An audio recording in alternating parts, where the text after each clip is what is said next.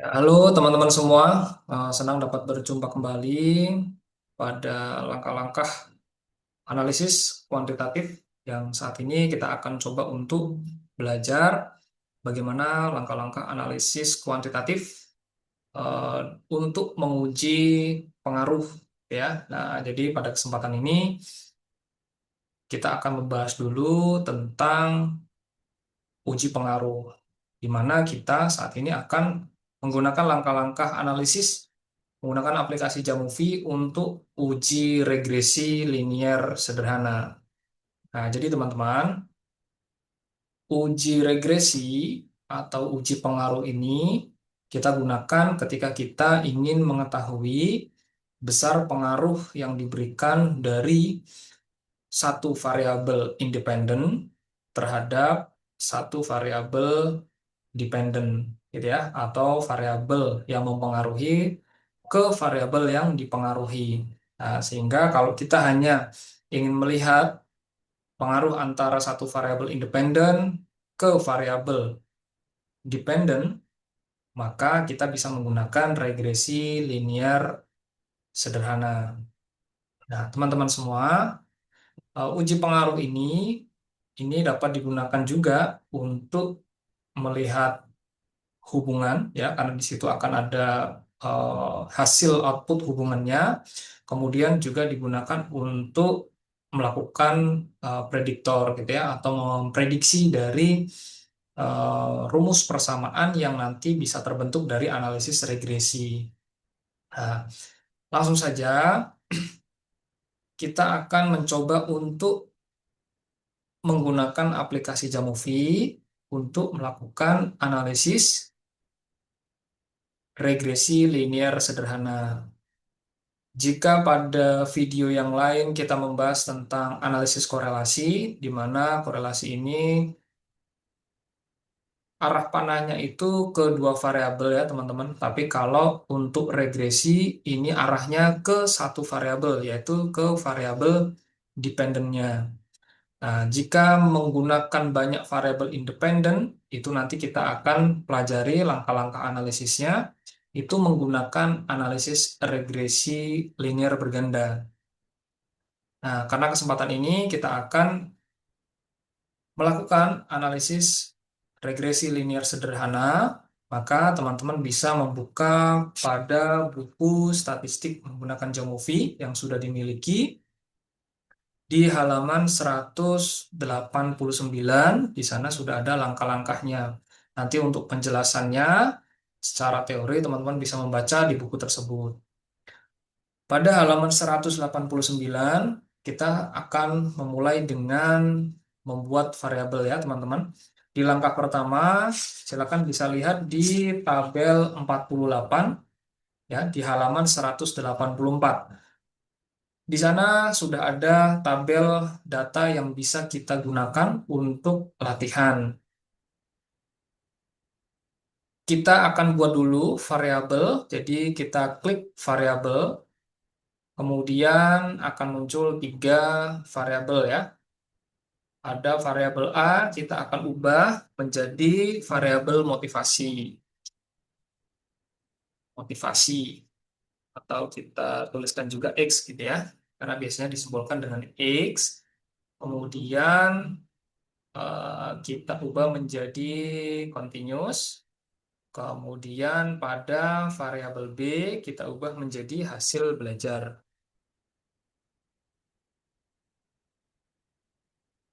Atau Y. Nah, jadi dari simbol ini kita bisa mengetahui ya teman-teman bahwa variabel X yang ada dalam analisis ini itu adalah motivasi sebagai variabel independennya, kemudian variabel hasil belajar ini sebagai variabel dependennya. Nah, setelah kita membuat variabelnya, kita bisa mulai untuk memasukkan datanya dengan klik menu data. Kemudian teman-teman bisa masukkan data yang ada di buku ya, ataupun data yang teman-teman miliki. Kebetulan di buku ada 12 sampel ya. Ada 12 sampel, kita bisa copy paste-kan dari data yang sudah kita miliki. Nah, ada dua variabel yang sudah ada ya. Ada dua kelompok data, satu variabel X dan satu variabel Y. Bagaimana langkah untuk menganalisisnya?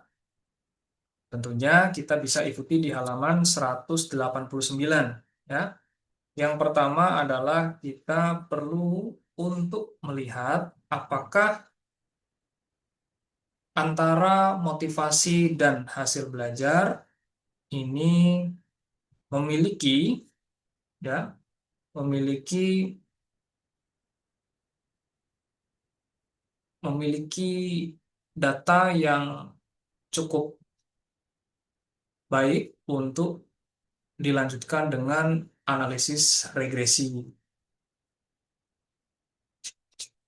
Nah, langkahnya yang pertama adalah kita klik analisis, kemudian kita klik exploration, kemudian pilih scatter plot. Nah, di sini sudah ada muncul ya teman-teman ya. Ada X, ada Y ya, ada X, ada Y. Nah, jadi teman-teman tinggal pindahkan saja untuk variabel motivasi kita pindahkan ke X dan hasil belajar kita bisa pindahkan ke Y. Kemudian di sini ada regression line atau garis regresinya. Kita klik yang linear.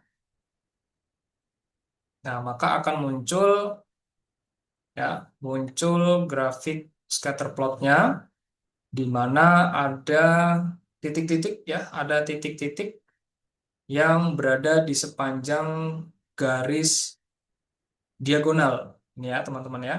Nah, hal ini dapat kita tafsirkan ya bahwa ada hubungan antara variabel X dan variabel Y gitu ya teman-teman. Nah, jadi kita pastikan dulu bahwa memang ada hubungan linier antara variabel X dan variabel Y-nya. Nah, maka setelah kita ketahui, maka kita bisa lanjutkan. Oh, kita tulis dulu ya teman-teman ya, supaya eh, jelas gitu ya. Berdasarkan grafik scatter plot ya, sebaran data tampak menunjukkan bahwa ada kecenderungan ya semakin besar nilai X atau di sini motivasi ya, motivasi diikuti nilai Y yang semakin besar. Nilai Y, nilai Y ini adalah hasil belajar ya. Belajar semakin besar, maka dapat ditafsirkan bahwa hubungan antara variabel motivasi dan hasil belajar adalah linear. Nah, gini ya teman-teman. Nah, kalimatnya tidak harus seperti ini, tapi kurang lebih bisa menggambarkan bagaimana sih menjelaskan dari hasil output scatter plot ini. Langkah berikutnya kita bisa kembali pada di halaman 190 ya teman-teman untuk mulai analisis regresinya. Kita bisa klik analisis, kemudian pilih menu regression ya di sini ya. Analisis regression, kemudian pilih linear regression. Saya ulang lagi, klik analisis regression, kemudian linear regression. Maka akan muncul di sebelah kiri kolom untuk tugasnya atau perintahnya, dan sebelah kanan adalah output dari hasil analisisnya. Nah, di sini ada dua variabel ya teman-teman ya, dua variabel. Nah, biar kelihatan. Variabel motivasi ini kita masukkan ke kolom covariat ya teman-teman ya. Kita masukkan ke kolom covariat. Kemudian hasil belajar kita pindahkan ke kolom dependent variable. Nah, kemudian kita klik di bagian assumption check dulu ya teman-teman ya. Di assumption check kita klik normality test, ggplot, kemudian loop distance ya, seperti yang ada di panduan ya, supaya kita bisa memastikan terlebih dahulu eh, bagaimana normalitas data dari variabel yang sedang kita uji. Nah, dari assumption check normality test ini kita dapat lihat bahwa nilai P ini sebesar 0,536 ya. Karena lebih besar dari 0,05, maka dapat kita nyatakan bahwa data yang kita miliki ini berdistribusi normal ya. Kita tuliskan berdasarkan tabel normality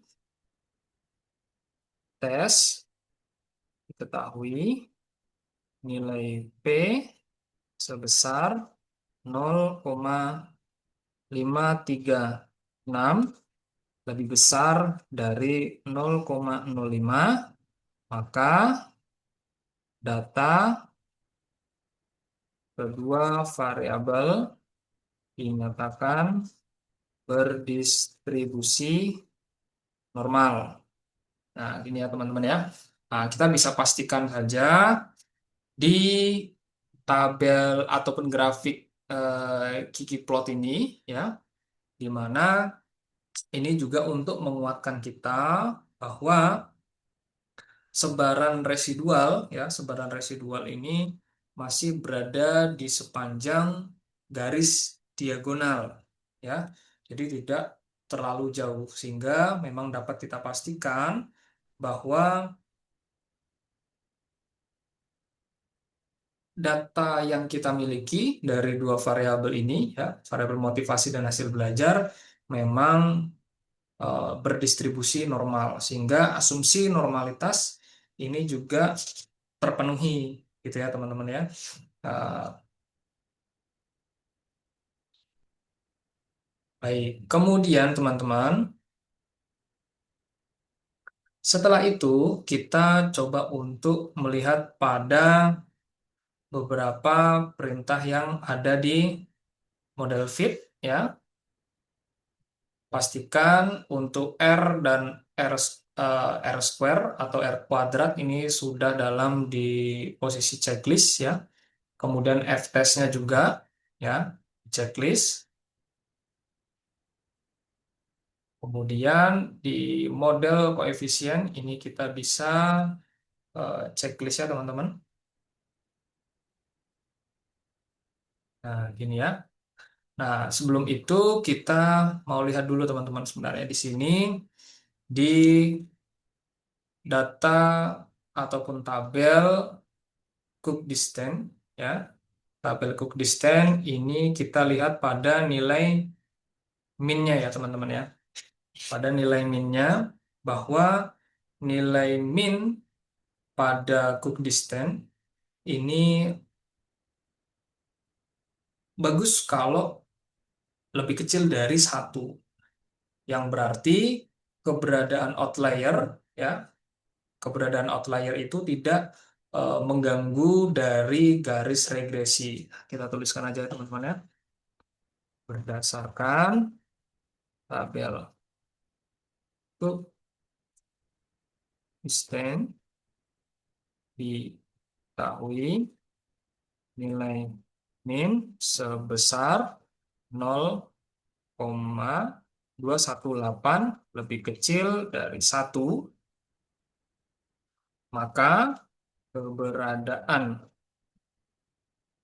outlier, ya, outlier, titik, mungkin ada titik, bisa jadi ya, nanti teman-teman bisa jadi menemukan ada titik yang berada jauh dari garis diagonal, itu tidak mengganggu garis regresi itu. Nah, kemudian kita berpindah pada model fit, teman-teman ya, di model fit. Nah, di tabel model fit ini akan muncul ada R dan juga ada R square. Nah, gitu ya teman-teman. Ada R, ada R square. Nah, R ini menunjukkan dari hubungannya ya teman-teman. Terus kemudian R square ini bisa kita gunakan bahwa berapa sih besar sumbangan atau pengaruh yang diberikan dari variabel X ke variabel Y. Bagaimana besar pengaruh yang diberikan dari variabel motivasi ke variabel hasil belajar. Nah, kita akan tuliskan dulu berdasarkan berdasarkan tabel model fit diketahui nilai nilai R sebesar 0,970. Maka dapat dinyatakan bahwa terdapat hubungan yang kuat antara variabel motivasi dan hasil belajar. Nah, kemudian kita lihat besaran hubungannya dari R square.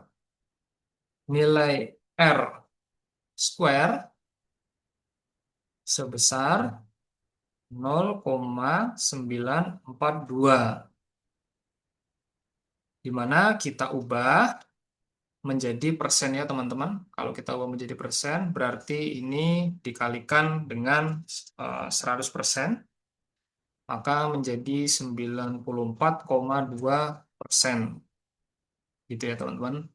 Jadi 94,2%. Artinya, sumbangan yang diberikan oleh motivasi terhadap atau ke ya hasil belajar sebesar 94,2%. Ini kalau koma pakai titik ya teman-teman. 94,2% dan sisanya sisanya berarti 5,8% dipengaruhi oleh variabel lain yang tidak diteliti. Nah, kira-kira seperti ini ya teman-teman. Untuk bisa kita melihat ya, kita melihat bahwa besaran pengaruh yang diberikan dari variabel motivasi terhadap hasil belajar itu sebesar 94,2% dan sisanya itu dipengaruhi oleh variabel lain yang tidak kita teliti. Nah, apakah memang pengaruhnya signifikan atau tidak? Kita pun juga bisa melihat pada nilai P pada overall model test ya. Pada uh, overall model test nilai P lebih kecil dari 0,001. Karena nilai P lebih kecil dari 0,05, maka dapat dinyatakan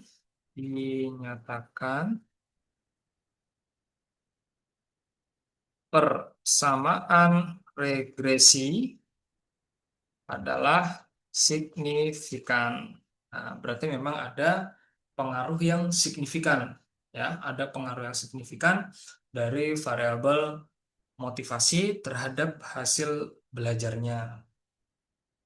Nah, saya kira ini bisa dipahami ya teman-teman, bagaimana kita untuk menjelaskan, ya, menginterpretasi dari output yang dihasilkan dari analisis ini.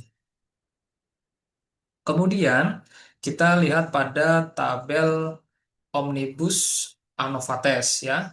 Pada tabel Omnibus ANOVA Test ini kita melihat pada nilai sum of square-nya, ya. Kita lihat di sini bahwa nilai sum of square dari motivasi itu 57,14, ya, 57,14. Kemudian residualnya itu 3,53.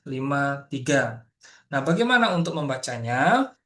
Kita harus melihat bahwa sum of square dari motivasi itu harus lebih besar dari residualnya. Maka itu akan mengindikasikan bahwa variabel dependent atau variabel yang dipengaruhi, di mana di sini adalah hasil belajar, itu banyak ditentukan oleh variabel independennya atau yang mempengaruhinya, di mana di sini adalah variabel motivasi. Nah, kita akan coba untuk menuliskan kesimpulannya berdasarkan tabel Omnibus ANOVA Test, ya, nilai sum of square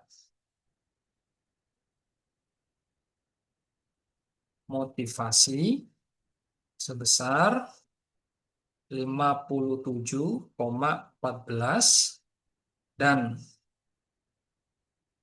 sum of square residual sebesar 3,53.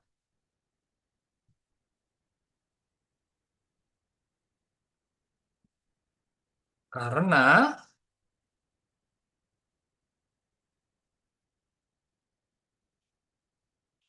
sum of square motivasi lebih besar dari residual, maka mengindikasikan bahwa memang variabel hasil belajar banyak ditentukan oleh variabel motivasi. Nah, jadi ini untuk kita benar-benar memastikan gitu ya teman-teman, bahwa memang variabel hasil belajar itu memang banyak gitu ya, memang eh, ditentukan oleh variabel motivasi yang diteliti.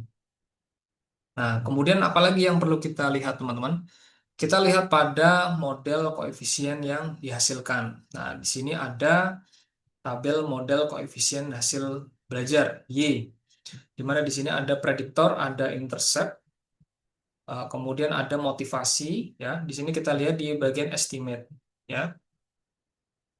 Nah, di sini kita bisa mencoba untuk membuat garis persamaan, gitu ya, membuat rumus persamaan atau membuat rumus prediksi atau prediktornya gitu. Nah, bagaimana caranya? Bisa kita buat seperti ini, teman-teman. Y sama dengan intercept, ya, intercept ditambah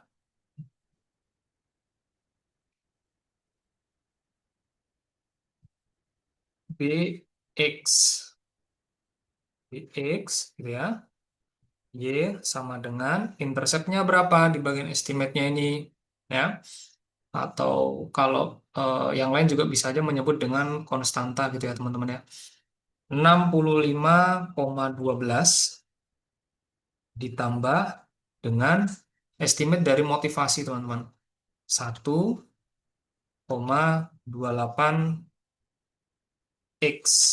Nah, nilai X ini itu bisa aja kita ubah teman-teman. Kita bisa saja ubah. Nah, jadi dengan menggunakan rumus ini kita sudah mendapatkan dari rumus persamaan gitu ya, rumus persamaan yang bisa kita gunakan untuk memprediksi jika kita menginginkan hasil belajar dari sampel kita berada pada eh, skor tertentu, maka kita bisa membuat motivasinya itu harus berada di skor berapa atau di level mana gitu ya teman-teman. Nah, jadi kalau di sini kita contohkan di data gitu ya, di data di sini ada motivasi yang 15, ada yang 18, kemudian ada yang 17, 16 gitu ya, dan sampai ada yang 20, ataupun di sini ada yang paling rendah motivasinya 13, maka kalau kita ingin ya, kita ingin membuat dari sampel ke 12 ini, sampel nomor 12 ini supaya nilainya setidaknya hasil belajarnya itu bisa berada di skor 85, berarti motivasi dia harus kita naikkan sampai di skor berapa seperti itu. Nah, contohnya, contoh dengan menggunakan rumus persamaan ini, ya, dengan menggunakan rumus ini,